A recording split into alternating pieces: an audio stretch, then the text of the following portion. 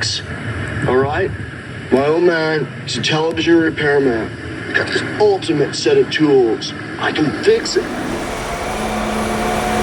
Well, thought I could fix this for $50. Be done in a half hour. Turns out I was wrong.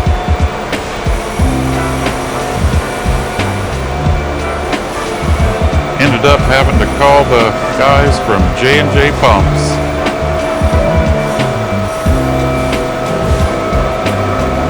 Had to change out everything.